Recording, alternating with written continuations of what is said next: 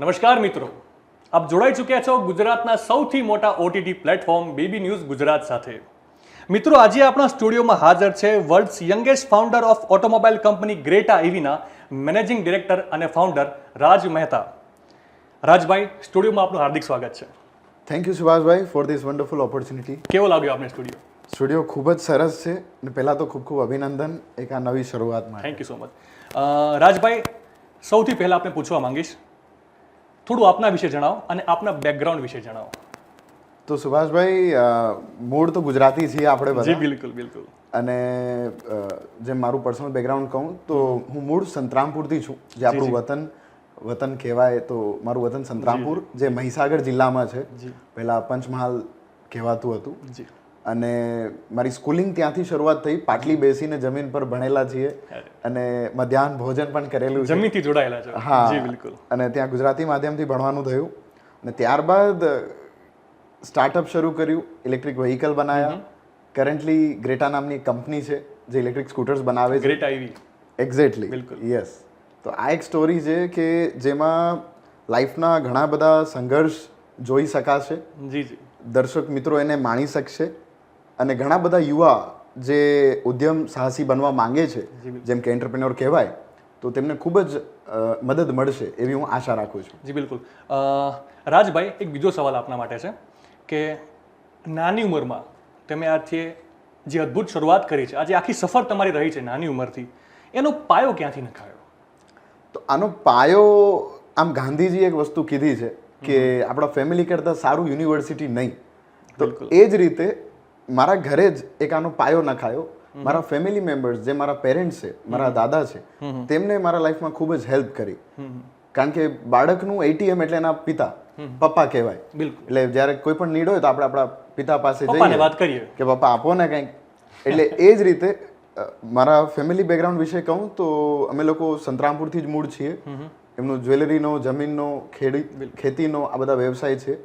અને એ ટાઈમે મારી એક નીડ હતી 8,000 રૂપિયાની. 8,000 રૂપિયાની? 8,000ની. ઓકે.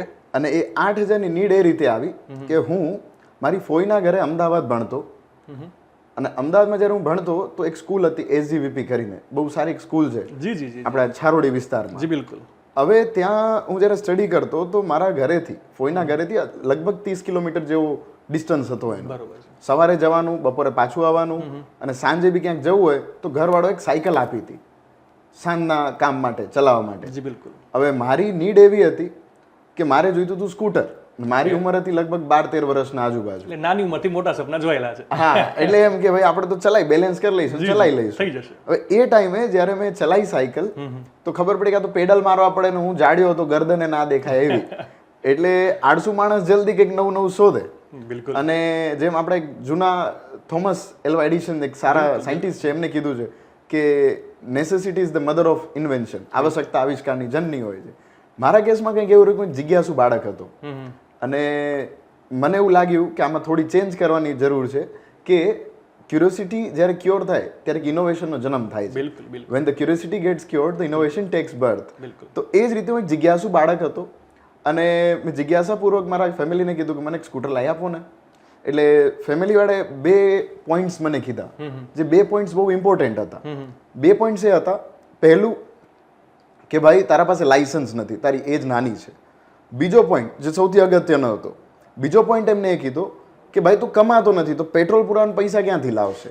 પેટ્રોલ તો પુરાવવું પડે. બિલકુલ. પેટ્રોલ ના પુરાવ ગાડી ચાલવાની નથી. અને પહેલો પ્રશ્ન બરાબર હતો કે ભાઈ તારું લાયસન્સ નથી. હવે આવામાં મારે સોલ્યુશન એ લાવવાનું હતું કે મારી ડેલીની જે રાઈડ છે એ એફર્ટલેસ બને, મહેનત વગર હું આવાગમન કરી શકું અને કઈ રીતે હું ઓછા ખર્ચામાં એને અફોર્ડ કરી શકું. એટલે ઓછા ખર્ચામાં તમારું કામ પણ સચવાઈ જાય અને કંઈક આવિષ્કાર થાય અને સમય બચે. મેન તો એ હતું. બિલકુલ. એટલે એ ટાઈમે મેં વિચાર્યું કે ભાઈ ઘરવાળા મને કે સાયકલ આપી છે, આ સાયકલમાં કંઈક જાદુ કરીએ કે જેનાથી આ દોડે. જે મેં કીધું આવિષ્કાર કદાચ. હા, ત્યારે ખબર નતા કે આમે ઇલેક્ટ્રિક બનાવું કે શું બનાવું. ત્યારે મેં વિચાર્યું કે આપણે લુનાનું એન્જિન લગાવી દઈએ તો આ ભાગે સીધું. આ વિચાર તમને ત્યારે આવ્યો? હા, કારણ કે લુના એક આવતું સ્કૂટર જેમાં પેડલ આપતા. હા, મતલબ માનો કે પેટ્રોલ ખતમ થઈ ગયું છે, પેડલ મારો એટલે ચાલે. તો આપણે એ જ વિચાર્યું, પણ પછી આવ્યું કાઢું એમાં પેટ્રોલ તો લાગવાનું જ ને, લાયસન્સની મગજમારી થવાની. એટલે અલ્ટિમેટલી આપણે વિચાર્યું કે ભાઈ આમાં આપણે ઇલેક્ટ્રિક મોટર બેસાડીએ હવે એ ટાઈમે ઇલેક્ટ્રિક મોટરનો ખ્યાલ એ રીતે આવ્યો કે આપણે નેશનલ જ્યોગ્રાફીમાં બધા જોતા હોઈએ વેફરના પડીકા પેક થાય ને ફટાફટ પડતા રહે, તો આટલા બધા વજન ઝેલીને જો એ રોલ ફરતો હોય કન્વેયર રોલ, તો કેમ ના સાયકલનું વજન લે. બિલકુલ. એટલે એ ટાઈમે મારા પાસે લગભગ 38,000 રૂપિયા જેવા ભેગા થયેલા હતા, જે મારા પહેલી બર્થડેનું એક પ્રસંગ રાખ્યું હતું ઘરવાળો, ત્યારથી લઈને મારી 12 વર્ષની એજ સુધીની બચત હતી ટોટલ. ઓકે. દર વર્ષે દિવાળી આવે એટલે પપ્પા પાસે મોટી નોટ લઈ લેવાની, જે ભેગું થયું હોય પરચુરણ 10-20 રૂપિયા, હા, એટલે એ બચત કરતા રહ્યા અને ધીરે ધીરે જે ફંડ ભેગું થયું એક લગભગ 38,000 ના આજુબાજુ હતું. હવે એ ફંડ જ્યારે આપણા પાસે હતું તો આપણે એને વાપરવાનું ચાલુ કર્યું. જ્યારે મને નીડ આવી કે આપણે કઈ રીતે બનાવાય, તો મેં કીધું કે એકવાર ક્રોમ્પટન ગ્રીવ્સ કરીને એક કંપની હોય, આપણે અહીંયાથી કટ કરીને, કારણ ક્રોમ્પટન વર્ડ આપણે યુઝ નહીં કરીએ, ઇટ્સ ઓકે, હા, ત્યાં કટ રાખીએ છીએ અને કન્ટિન્યુ રહેવાનું. હા, અને કન્ટિન્યુ રહેવાનું. તો એકવાર મેં બજારમાંથી એક મોટર લાવ્યો, જેમ આપણા ઘરે ટેબલ ફેન હોય, એટલે હવે ત્યારે તો આપણને ગેર રેશિયો શું કહેવાય ને કયા ચક્કર લાગે કઈ ખબર નહીં, અને આપણે તો સિમ્પલ ટેબલ પંખાની મોટર લઈ આવ્યા અને લઈને સ્કૂટરમાં સાયકલમાં લગાવી દીધી. બિલકુલ. લઈને સાયકલમાં લગાવી દીધી. હવે સાયકલમાં જ્યારે લગાવી તો એક્સિલેટર આપ્યું તો એ ટાઈમે તરત જ બળી ગઈ, અને બળી એટલે કારણ કે એમાં ગિયર બોક્સ આવે નહીં. બિલકુલ. હવે જિજ્ઞાસુ બાળક રીતે મેં સવાલ કર્યો મારા એક પીટીના ટીચરને કે સર મને તમે આની હેલ્પ કરો ને, કઈ રીતે થાય, હું આવું બધા પ્રયાસો કરું છું પણ ફેલ થાય છે. એટલે એ સરે મને તરત ડિમોટિવેટ ના કર્યો, નહીં તો કહી શકતા હતા કે ભાઈ તારે હમણાં શું કરવાની જરૂર છે આપણે, કારણ કે પીટી ટીચર એમને મને એક સારી જગ્યાએ ડાયવર્ટ કર્યો. એક 12th ના એક સારા ફિઝિક્સના સર હતા, એમને મળ્યા કે રાજ તું આમને મળ, આ તને હેલ્પ કરશે.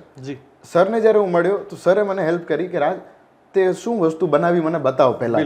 હું લઈને ગયો, સરને વાત કરી, સરે જોયું કે ઓકે, પણ કે આમાં તો ગિયર રેશિયો ક્યાં છે, તું ચેન કઈ રીતે, સ્પીડ કંટ્રોલ કઈ રીતે થાય છે, તું જ્યારે એક્સિલેટર આપે છે તો પૂરી જ સ્પીડે ભાગે છે, ચલાવવાના જે પેરામીટર છે એ બેલેન્સ થઈ જ નથી રહ્યા. બિલકુલ. હવે એ બધું 12 વર્ષના બાળકને ક્યાંથી ખબર પડે, મુદ્દાની વાત એ. અને હવે જેને જનૂન હતું મગજમાં કે કરવું જ છે, તે આપણે કર્યું એ ખરું. હવે કઈ રીતે થયું, તો એ ટાઈમે મારા સરે ગાઈડ કર્યું કે રાજ આમાં ગિયર લાગશે, જે રિડક્શન ગિયર બોક્સ હોય, એટલે 3000 RPM ને આપણે 250 કે 600 RPM કરીશું, જેનાથી ટોર્ક સારો મળી રહે.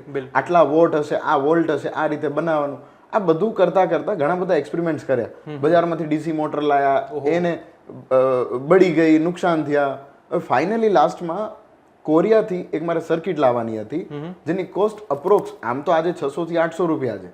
એ ટાઈમે મને એને ખબર નતા કે કઈ રીતે બનાવવું, શું કરવું.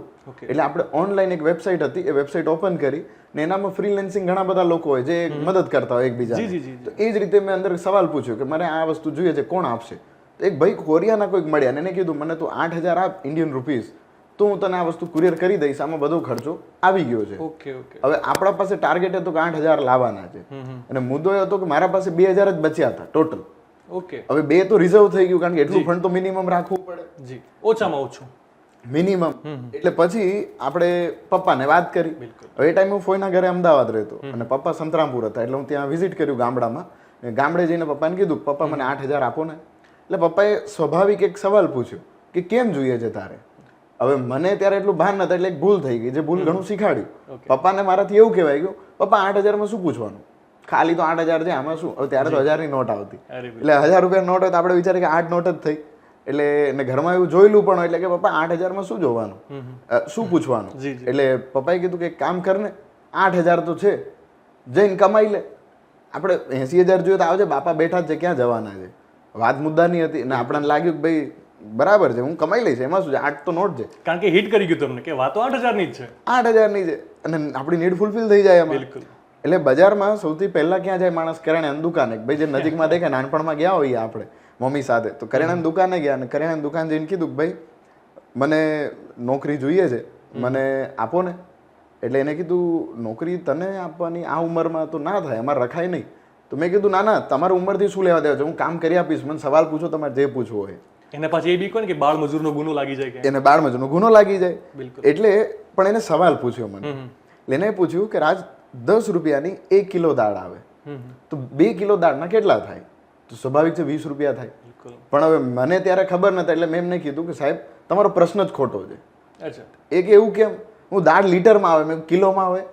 તે કે હા, એટલે એ ભાઈ કે ભાઈ તું અહીંયા ઓકે નથી એ કે દાળ તો પહેલા તારે ખરીદવી પડે પછી એની ઘરે લિક્વિડ બનાવે. ત્યારે તો ઘરમાં દાળ વાટકીમાં પીરસતા, આપણે જે એને ફોર્મેટમાં જોઈ છે એ જ યાદ આવવાનું. આપણે તો વાટકી જ જોઈએ. એટલે મેં કીધું આ તો લિક્વિડમાં હોય ઓલવેઝ દાળ. તો મેં દાળ તો લીટરમાં આવી જોઈએ. એટલે પેલા ભાઈ કીધું તું અહીંયા યોગ્ય નથી, તું બીજે જા, તું અમારી દુકાન નુકસાન થઈ જશે, ઘરા હેરાન થશે. ત્યાંથી બીજે ગયો હું ફાર્મસીની દુકાને, દવાની દુકાન. જીવનની પહેલી જોબમાં ના સ્વીકારી છે તમે. એક્ઝેક્ટલી. અને આવા તો ઘણા જ નિષ્ફળ પ્રયાસો છે, આપણે આગળ વાત કરીશું.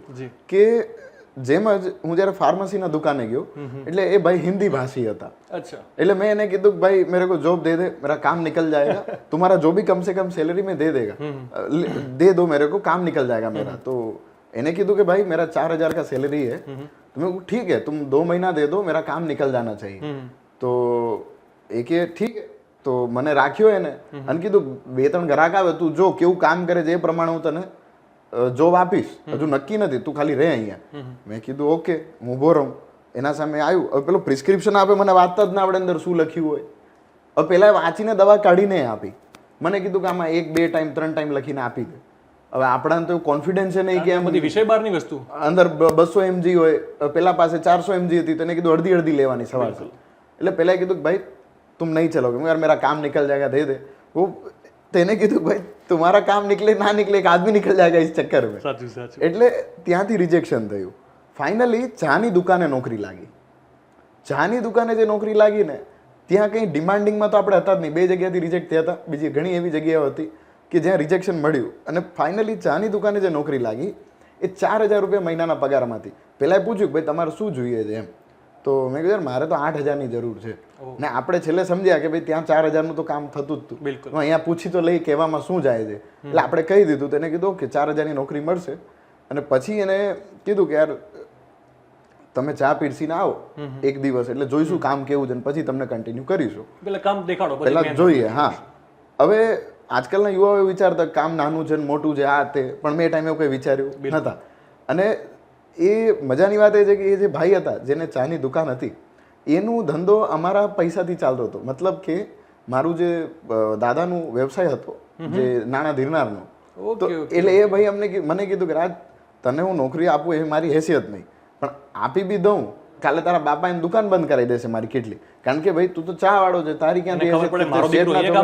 હા, એટલે મેં કીધું અરે એ બધું નહીં થાય, કારણ કે હું છું, તમે ચિંતા ના કરો, હું જોઈ લઈશ, તમે મારા પર ભરોસો રાખો. ગુજરાતી એટીટ્યુડ. હા, એ જોઈ લઈશું, પડે એવી દેવા છે. એટલે એ જ રીતે જ્યારે હું ઘરે ગયો અને ઘરે જઈને પપ્પાને કીધું, પપ્પા હવે તમારા 8,000 નહીં જોઈતા, આપણે વ્યવસ્થા થઈ ગઈ છે અને હવે હું મહેનત કરીને કમાઈશ અને આવી જશે મારા પૈસા. કમાઈને દેખાડીશ. હા, કમાઈને દેખાડી. હવે પપ્પાએ કીધું કે સરસ, ક્યાં નોકરી લાગી? મેં કીધું ચાની દુકાન નોકરી મળી ગઈ. એટલે પપ્પા કે સરસ, તું મહેનત કરો હવે સારી રીતે. બધા અમુક સારા મેસેજીસ આપ્યા કે ભાઈ ક્યારે બેમાની નહીં કરવાની, કામ પૂરેપૂરું કરવાનું. અને સવારના 9થી રાતના 9 નોકરીનો ટાઈમ હતો ત્યાં. હવે મુદ્દો એ હતો કે મારે 2 મહિના નોકરી કરવી પડે તો 8,000 કમાવ. બિલકુલ. અને પપ્પાએ જે રીતે સહજતાથી મને હા પાડીને મને હજમ ના થયું કે આમ કઈ રીતે આટલું સરસ રીતે હા પાડી દીધી. એટલે પપ્પાએ મને ક્વેશ્ચન કર્યો કે તું ક્યાં ભણે છે? હું પપ્પા હું SGVPમાં અમદાવાદ ફોઈન ઘરે. તો કે ફીસ ભરી? મેં એકદમ આવું પોઝ લઈને પૂછ્યું કે ફીસ ભરી? મેં કહ્યું હા પપ્પા ફીસ તો ભરી જ તમે મારા સામે. તો કે કેમ એવું? હું પપ્પા ફીસ ના ભરી તો ભણવા ના દે એ લોકો. તો કે કોઈ બી સ્કૂલ હોય? તો કે હા. અને આવવા જવાનું બસ ભાડું, ત્યાં કેન્ટીનનો ખર્ચો, બુક્સ, હું પપ્પા બધું તો ભર્યું જ છે ને, આમાં શું નવું? તો જ મને ભણવા દે છે. તો પપ્પાએ કીધું કે હવે આનું ટોટલ કેટલું થાય તારા વર્ષનું? મેં પપ્પા આપણે તો એવું ગણ્યું નહીં, પણ સ્કૂલમાં 1,00,000-1.5 લાખ જેવી ફીસ હતી અને બીજો ખર્ચો બધો અલગ. એટલે પપ્પાએ ગણ્યું, મને સમજાયું કે ભાઈ તારા રહેવાનો ખર્ચો, આ ભણવાનો, આ બધું ગણાયું, ટોટલ 3 લાખ રૂપિયા જેવું થયું વર્ષનું. એટલે મહિને 25,000 થયા. એટલે પપ્પાએ એવું કીધું કે આવતા 2 મહિના તારે નોકરી કરવી છે ને હું પૂરેપૂરા તારા સપોર્ટમાં છું, તારે 2 મહિના નોકરી કરવાની જ છે, કારણ કે તારે 8,000 જોઈએ છે. હવે મને તું એક મદદ કર. મેં કીધું શું? તો પપ્પા કે યાર મેં તારા માટે તો આ 25 ને 25,000 2 મહિના તો ખર્ચી નાખ્યા છે. કેના માટે? મારે તો ભણવા જવાનું નથી, તારા માટે છે આ. મેં હા વાત બરાબર. તો કે મને આ તું રીપે ક્યારે કરે છે? મને કે કારણ કે તું ભણવાનો છે નહીં ને પૈસા તો અમે એડવાન્સ ભરી દીધા છે, એટલે તો વેસ્ટ જશે અને કદાચ તો તારું વર્ષે બગડી જાય. તો એ સંજોગોમાં તારે તૈયાર રહેવાનું કે વર્ષની ફીસ ચૂકવવી પડે. હવે આપણે આમ ચિંતામાં હાથ સીધો માથા ઉપર ગયો કે હવે શું કરીશું? અહીંયા 4,000માં તો 9 થી 9 ભેગા કરવાના હજી મારે 12 કલાક તો કાઉન્ટ કરવાના છે. અને અહીંયા પપ્પા કહે કે 25,000 ચૂકવ મને મહિનાના. હવે પછી એ ટાઈમે રિયલાઇઝ થયું કે આપણા પેરેન્ટ્સ આપણા માટે કેટલું હાર્ડવર્ક કરે છે. આપણી એક જીદ કે આપણી એક સ્માઇલ માટે એ 1 સેકન્ડમાં ચેક આપી દે કે ઓકે ભાઈ આને ભણાવવું છે ભણાવી દીધું. બિલકુલ. અને ત્યારે મને એવું લાગ્યું કે મારા પપ્પાએ ખાલી 8,000 ના આપ્યા તો મને ખરાબ લાગ્યા. બાકી એમને એ ભણવા માટે મારી હા પાડી મેં એ ત્યાં ફીસ 1 સેકન્ડમાં ચૂકવી દીધી. મારા સામે જ એમને ચેક આપ્યો હતો. રિયલિટી એ છે કે પપ્પાની પોતાની સ્કૂલ હતી અને હું ત્યાંથી 6 મહિનામાં નીકળી ગયો. મારી સિસ્ટર 8 વર્ષ પપ્પાની સ્કૂલમાં ભણી અને હું ત્યાંથી 6 મહિનામાં નીકળી ગયો.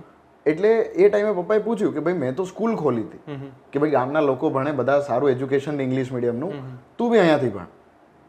તારે એવું હતું કે મારે ત્યાં મોટી સ્કૂલે જવું છે તો મેં તને એડમિશન અપાવી દીધું. હવે તું 2 મહિના નહીં ભણે તા તો વેસ્ટેજ છે પૈસાનું ને, તો હું કરું નહીં, મેં એના માટે થોડી કમાયા ભર્યા છે. તો નાવ યુ અર્ન અને તું મને પે બેક કર.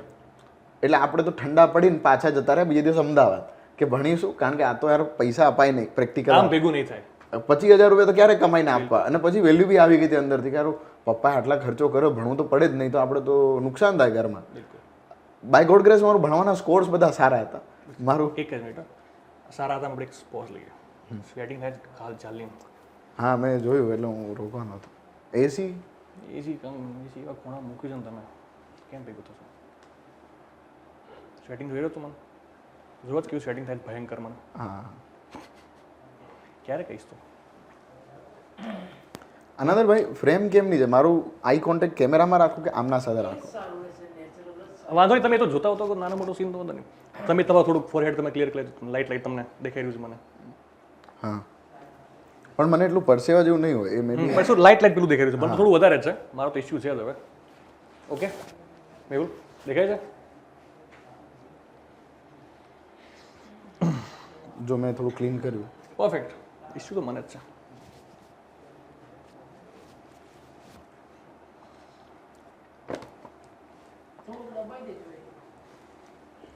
ઓકે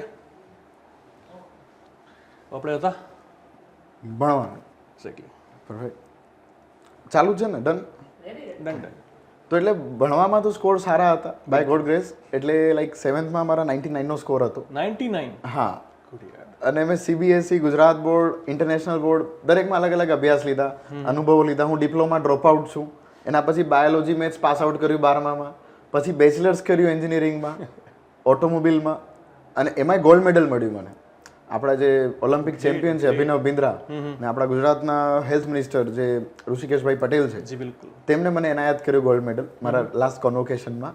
હાલ MBA કરી રહ્યો છું અને જો આગળ પણ ઘણી ભણવાની ઈચ્છાઓ છે. મતલબ અભિનંદન. નાની ઉંમરમાંથી ઘણા બધા વિષયો તમે જોયેલા છે અને તે છતાંય ગોલ્ડ મેડલ સુધીની યાત્રા અદ્ભુત અદ્ભુત.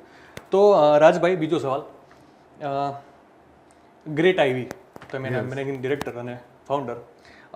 રાજભાઈ આ આખી સફરમાં અહીંયા સુધી તમે પહોંચ્યા છો, હજારો લાખો લોકો તમને ઓળખે છે. આ આખી સફરમાં તમારો કોઈ એક એવો વ્યક્તિ જે આદર્શ પરિવારમાં કે સામાજિક ધોરણે કે જેના કારણે તમને એવું લાગ્યું હોય કે ના મારે પણ કંઈક એવું કરવું છે ને કે મને પણ લોકો આવી રીતે ઓળખે, કે પછી મને મારી મહેનતથી ઓળખે, એવો કોઈ વ્યક્તિ આદર્શ જેનાથી તમે ઇન્સ્પાયર થયા હો? તો આ વ્યક્તિ મારા દાદા છે. ઓકે. કારણ કે મેં એમને એ ફિગરથી જોયેલા છે. એ સમાજમાં એઝ અ ટ્રસ્ટી તરીકે સેવા આપતા. હાલ મારા પપ્પા આવી રહ્યા છે. બિલકુલ. અને દાદાનું જે સેલ્ફલેસ હતું ને કે પોતાની જાત કરતા પહેલા સમાજને મૂકવી, ગરીબ લોકોને મૂકવા, અને જે નીડી પીપલ હોય જેમને જરૂર છે, કંઈક જે જરૂરિયાતમંદ હોય એમને સેવા આપવી. બિલકુલ. જ્યારે દાદા એમના દાદા વિશેના કિસ્સાઓ અમને કહેતા, દાદા એમના પપ્પાની ચર્ચાઓ કરતા, તો ઘણી પ્રેરણા મળતી. એક કિસ્સો છે કે જ્યારે મારા દાદાના દાદા જે હતા એ અમારા સંત સ્ટેટમાં ઓનરરી મેજિસ્ટ્રેટ હતા.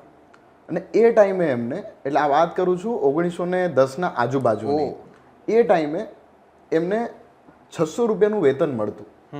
હવે 600 રૂપિયા આમ કહીએ ને તો મેં કીધું કે દાદા 600 રૂપિયામાં તો શું વિચારવાનું.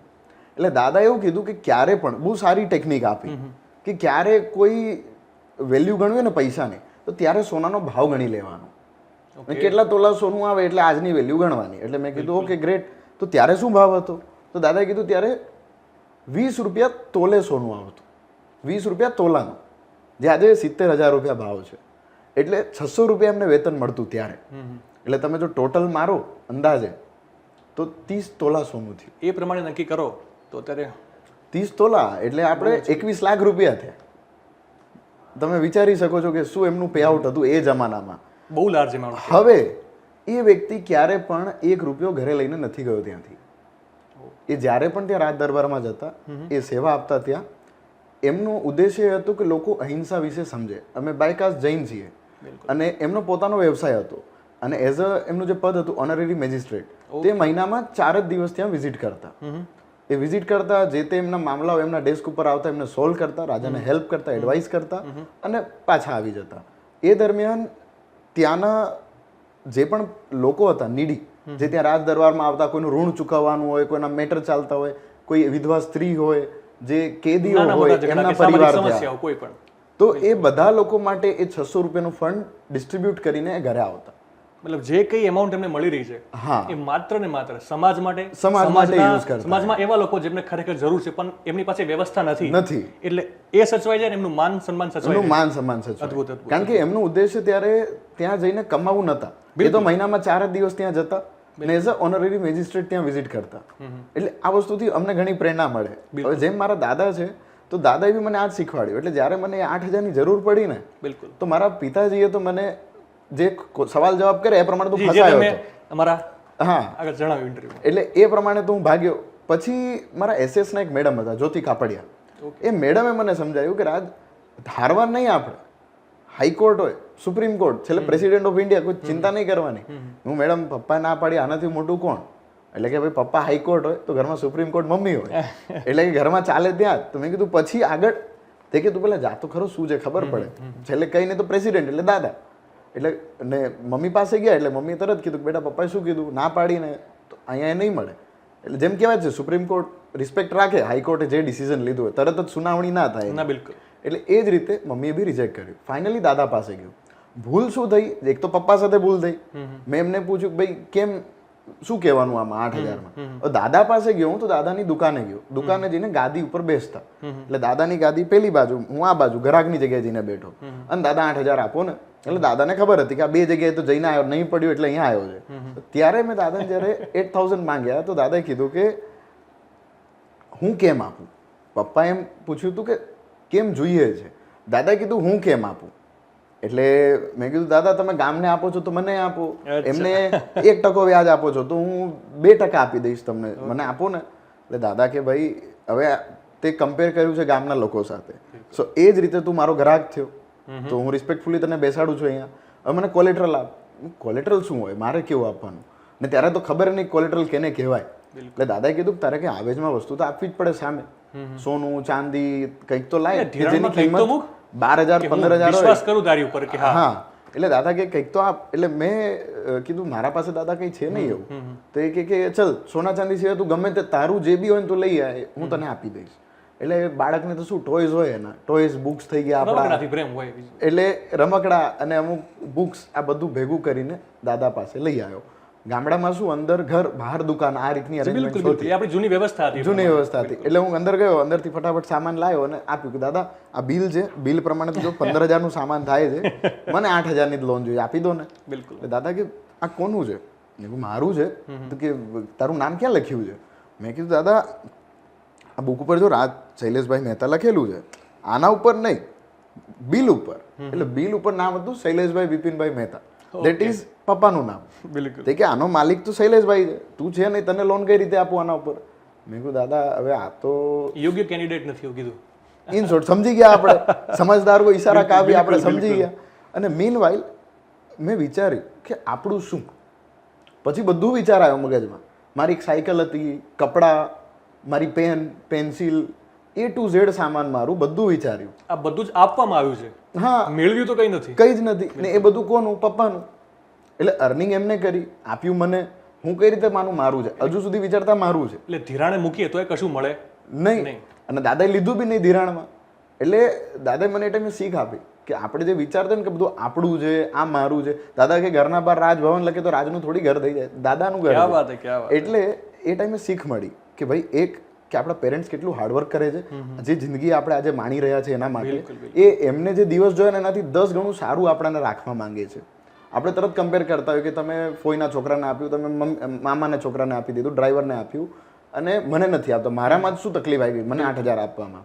અને એ જ રીતે દાદાએ બી મેં સમજાયું કે રાજ હું તને 8,000 આપું પણ કંઈક કોલેટરલ તો આપ. ખબર પડી કે મારું કંઈ છે જ નહીં પોતાનું, આ બધું આપણા પેરેન્ટ્સે આપણને આપેલું છે. હવે ફાઇનલી પૈસા તો જોઈએ નહીં, તો કામ અટકતું મારું જે જૂનું નહોતું મગજમાં. હવે ફાઇનલી દાદાએ મને કીધું કે હું 8,000 રોકડા તો ના આપું પણ હું મારા હાથે જેને તારે આપવાનો ને એને હું આપી દઈશ. હું દાદા આટલો ભરોસો નહીં મારા ઉપર, એ કે ભરોસો ધંધામાં ના હોય એટલે કે ચલ હું તને લઈ જાઉં. કેમ કે વેપાર નીતિ જે બીજા સાથે છે એ જ તારી સાથે રહેશે. તું ઘરાક છે અહીંયા. એટલે દાદા મને લઈ ગયા બેંકમાં. મેં દાદાને કીધું કે મારા કોરિયા આપવાનું. દાદા કે ક્યાં આવ્યું આ? હું પેલું કોરિયા વિદેશ વાળું. દાદા કે તારે ત્યાં જઈને શું કરવું છે? હું દાદા આપણે પૈસા આપવાના ત્યાંથી એક સર્કિટ આવશે. હવે દાદાની એજ હતી 70+, એટલે દાદાને તો એવું સમજાય નહીં સાયકલ ઇલેક્ટ્રિક બનાવે છે ને આમ તેમ ગાડો આપે અલગ. એટલે આપણે દાદાને કીધું એક પ્રોજેક્ટ છે માટે કરવાનું હતું ને એ જરૂરી છે. એટલે દાદા મને લઈ ગયા. હવે બેંક મેનેજર કે ભાઈ તમારે ફેમાન ફેરાના પોલિસીસ લાગે, ફોરેન એક્સચેન્જ જે મોનેટરી એક્ટ ઓથોરિટીઝ હોય છે એટલે એ અનુસાર આરબીઆઈના ગાઈડલાઇન્સ હોય. તમારે ઇમ્પોર્ટ એક્સપોર્ટ કોડ જોઈએ, લાયસન્સ જોઈએ, તમારું પેન નંબર જોઈએ. દાદા કે તારી મારી ડીલ થઈ હતી 8,000ની, ના તો પેન કાર્ડની ડીલ થઈ ના મારા નામ આપવાની બી ડીલ થઈ હતી. 8,000 છે તું લે એટલે હું છૂટો દઉં જઉં દુકાને મારું કામ બગડે. ફિક્સ એમાઉન્ટની વાત હતી. એના સિવાય કઈ બીજું નહીં. આ ઇન્ટેલેક્ચ્યુઅલ વસ્તુ ના આવે. આપણે મોનેટરી 8,000ની ડીલ થઈ હતી એટલે એ ટાઈમે મારું બહુ સરસ ગ્રીલ કરવામાં આવ્યું. ને એ ટાઈમે જ્યારે મેં 8,000 દાદા પાસે માંગ્યા તો દાદા બેંકે લઈ ગયા. મારી 13 વર્ષની એજે મને આ બધું શીખવાડવામાં આવ્યું ઇનડાયરેક્ટ વેમાં કે ફેમાં શું છે, ફેરા શું છે, આરબીઆઈના ગાઈડલાઇન શું છે, શું વિદેશ વેપાર કઈ રીતે થઈ શકે છે એક દેશથી બીજા દેશમાં. અને આપણે તો વિચારતા કે અમદાવાદથી વડોદરા પૈસા મોકલે એટલું ઈઝી હોય ત્યાં. ને ત્યારે મને ખબર નતા કરંટ એકાઉન્ટ, સેવિંગ એકાઉન્ટ શું હોય છે. કારણ કે વિદેશથી કોઈ વસ્તુ આવે છે એટલે શરતો નિયમો ઘણું લાગુ પડે, ઘણું બધું હોય, ઇમ્પોર્ટ એક્સપોર્ટના નિયમો હોય, આયાત નિર્યાતના. તો એ ટાઈમે દાદા એક વાત હજુ સરસ કીધી. આપણે શું હોય પ્રોબ્લેમ આવે ને તો બહુ ટેન્શનમાં આવી જઈએ, ઘાઘા થઈ જઈએ, આમ વિચારીએ શું થાય. ને એમને શું કર્યું કે જ્યારે મેનેજરે કીધું ને આ બધું, એટલે મેં કીધું કે સાહેબ મારા પાસે તો આ નથી, કંઈક કરો ને, કંઈક વ્યવસ્થા બીજી શું થાય એવી છે. એટલે મેનેજર કે મારા પાસે આનો રસ્તો નથી કોઈ, તમે વિચારો. એટલે દાદાએ મેનેજરને કીધું કે ભાઈ જે પંડિતો ને જ્યોતિષ એ હાથ જોવે, હાથ જોઈને કહેશે કે ભાઈ તમને શનિ છે કે તમને મંગળ છે. જી જી. હવે શોધ્યો કોને? પંડિત. પંડિત. હવે નીકળે કઈ રીતે એ પંડિત જ બતાવી શકે, એના સિવાય બીજું કોઈ ના બતાવી શકે. તો એ જ રીતે દાદાએ કીધું કે જ્યારે પ્રોબ્લેમ આવે ને તેના સાથે સમસ્યા સમાધાન સાથે જ આવે છે. તમારે સમસ્યા થોડી ધ્યાનથી જોવાની, બીજાના પર્સપેક્ટિવથી જોવાની, સમાધાન મળશે એમાં જ આવે. એટલે એ જ રીતે મેનેજરને કીધું કે ભાઈ આ તે શોધ્યું છે ને તું જ આનું સોલ્યુશન આપ, બીજું તો કોઈ ક્યાંથી આપશે? સમસ્યા આવી છે, વેરી વેલ સમાધાન આજુબાજુમાં કે હોવું જોઈએ, શોધી બી તે બિલકુલ બિલકુલ. એટલે એને દાદાએ પૂછ્યું. એટલે પહેલા એક રસ્તો બતાવ્યો જે આપણે જૂનું આંગડિયા અને હુંડી કહેતા, બિલકુલ બિલકુલ. એ રસ્તે પૈસા પહોંચાડી દો કે 8,000 છે. એ ટાઈમે એ પૈસા પહોંચાડ્યા. રિટર્ન આવતા ત્યારે કામ આપણું પતી ગયું તો આપણે એકદમ પોઝિટિવ હતા. એટલે દાદાને કમ્પ્લેન કરી, મનમાં ઘણું ચાલતું હતું. એટલે દાદાએ શકલ જોઈને કીધું કે ભાઈ શું વિચારે કે ને હાવભાવ જોઈ લીધા કે કંઈક સમસ્યા કંઈક તો છે. એટલે મેં કીધું દાદા એક કમ્પ્લેન હતી કે શું થયું યાર, છે ને તમારો છોકરો બરાબર માણસ નહીં. એ કે તને ખબર પડે તારો બાપો થાય. અને દાદા તો સીધી દેશી માણસ, ગાળ દઈને વાત કરી. એટલે મેં દાદા ના એવું નથી, પણ આ સાચી વાત કહું યાર. તો કે હમણાં 8,000 રૂપિયા માંગે છે અને પછી બાપાની કમ્પ્લેન. હા, એ દાદા કે યાર તું સીધા શું તકલીફ પડી? હું દાદા એમને સીધા સીધા મને 8 આપ્યા હોત, તું ના તમારો આટલો ટાઈમ કાઢતો, ના હું આટલા જગ્યા નોકરીના ધક્કા ખાતો, સીધું સીધું પતી જતું. કઈ આ લાંબી ખેંચતાણ ના થત. હા, સીધું પતી. દાદા કે બરાબર છે, પણ હવે તને એવું કેમ લાગ્યું? તે તારી જાતને કેના સાથે કમ્પેર કર્યું? એટલે મેં કીધું દાદા એક આપણા ત્યાં ડ્રાઈવર હતા લક્ષ્મણભાઈ કરીને, એમને એમના વાઈફ માટે 8,000 રૂપિયા માંગ્યા હતા કે મારી વાઈફ સાહેબ બીમાર છે, 8,000 આપો. એટલે એ માણસે તરત જ આપી દીધા ફટ દઈને. અને મેં 8 માંગ્યા, મને તો આમ સવાલ જવાબ કરી નાખ્યા શું જોઈએ છે ને કેમ જોઈએ છે. મેં કીધું દાદા પાછા એના બૈરી બીમાર નતા, બીજી દિવસ જોઈને આવે બૈરી બરાબર હતી. એટલે દાદાએ કીધું કે બધી ખબર છે એમને, પણ એક વસ્તુ છે કે એ ડ્રાઈવરના 10 રિપ્લેસમેન્ટ છે પણ તારા નથી. એટલે 2 મિનિટ તો ચિંતામાં આવી ગયો કે ભાઈ મારું રિપ્લેસમેન્ટ એટલે શું? એટલે ઘરે જવાનું છે કે રસ્તામાં મને અહીંયા મૂકશે? ખબર પડે મને કહો ભાઈ, ખબર પડે. ચિંતામાં આવી ગયું. દાદા આવું કીધું. એટલે દાદાએ સમજાયું કે ભાઈ એ ડ્રાઈવર છે, એની સોબત સંગત કેવી છે ને ડઝન્ટ મેટર, કાલે નહીં ગમે તો ચેન્જ કરીશું. તું એકનો એક છે, એટલે તારામાં જો કંઈક તકલીફ પડી તો એ આખી બ્લડ લાઈન બગડશે આગળની, ને તારે જ આ લીગસી ટેક કેર કરવાની છે ફર્ધર મોર. એટલે એ ટાઈમે સમજાયું કે ભાઈ તારે ઘરે જઈને સોરી કહેવાનું છે અને કહેવાનું કે ભાઈ મારી ભૂલ થઈ ગઈ. અને દાદાએ કીધું તે બી તો એમને કારણ નથી કીધું, તું બી તારા ઈગોમાં હતો કે ભાઈ મને કેમ પૂછ્યું, 8,000માં શું પૂછવાનું, તું કમાવ ખબર પડી ગઈ ને કમાયા છેલ્લે તો મારા થઈ ઉધાર લીધા હતા તને. તો દાદાએ મતલબ તમને કેટલું સરસ રીતે મઠારીને કીધું કે તારે કઈ રીતે સોરી કહેવાનું છે અને પપ્પા સાથે અને પરિવારના સભ્યો સાથે કેવી રીતે વાત કરવાની છે. એક્ઝેક્ટલી. બિલકુલ બિલકુલ. તો સુભાષભાઈ એ જ રીતે આ જર્ની હતી મારી શરૂ થઈ. એટલે મારા દાદાનું એક આઈડિયલ માનું છું, મારા આદર્શ મુખ્ય વ્યક્તિ. કારણ. આ સૌથી મુખ્ય કારણ. બિલકુલ જીવ, દયા, કરુણા કઈ રીતે કરવી, એમને ઘણા બધા એવા કાર્યો કર્યા બિલકુલ. જે મને શીખવાડતા, લઈ જતા. સમાજનું કોઈ પણ કામ રાત્રે બી હોય 12 વાગે તો દાદા ભાગતા. અને એ ટાઈમે તો આટલું બધું મોબાઈલની વ્યવસ્થા બી નતા, તો બી એવા સંજોગોમાં હાથે પગે બધું. ચાલીને મહેનત કરવાની. હા બિલકુલ એટલે એ ઘણું જ હાર્ડવર્ક કરતા, બિલકુલ, બિલકુલ. શીખવાડ્યું આવું બધું. અને ફાઇનલી બસ એ જર્નીની શરૂ થઈ. બિલકુલ, મારી એક જે વિદેશથી મટીરિયલ આવ્યું